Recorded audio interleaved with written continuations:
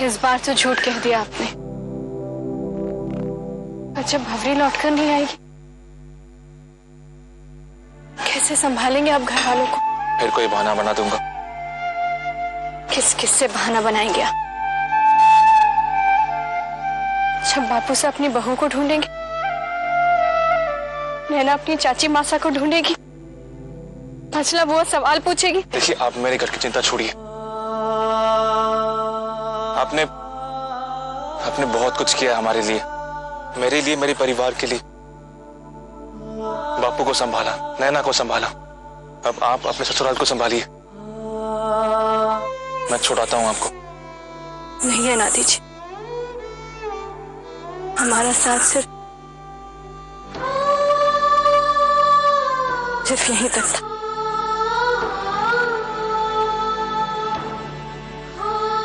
अकेला नहीं जाने दूंगा आपको।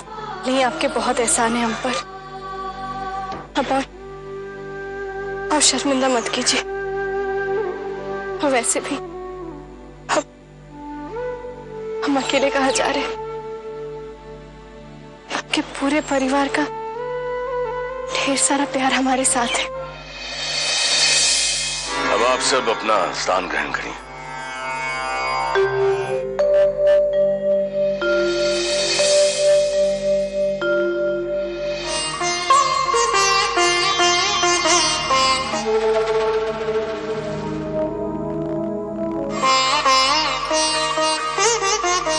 खीर खत्म हो गई, मैं लेकर आती हूँ। नहीं भाभी साहब, रहने दीजिए। आपने अकेले ही सारा खाना बनाया है, थक गई होंगी ना। हम ले आते हैं ना खीर। चलिए मासा।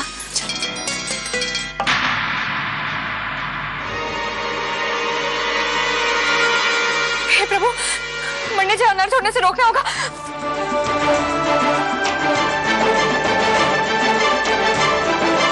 हे माता रानी महाराज, हमने मना किया था भाभी साहब को भोजन स्थल पर जाने से।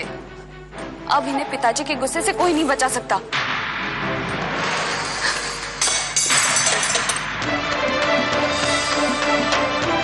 अनर्थ है ये, घोर अनर्थ है। ब्राह्मण भोज में नारी की छाया, ये भोज भंग हो गया।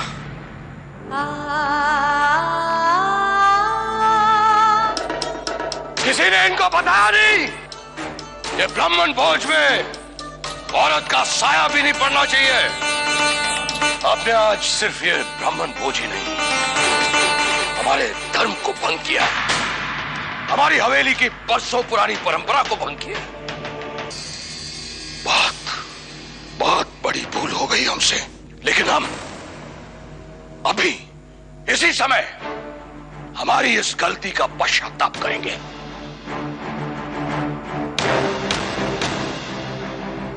जाइए,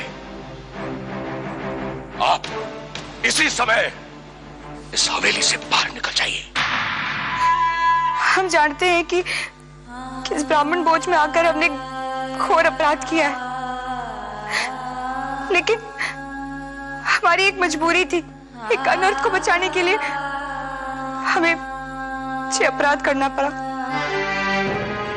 दरअसल ब्राह्मण देवताओं को जो केसरी भात परोसा जा रहा था, उसमें छिपकली गिर गई थी।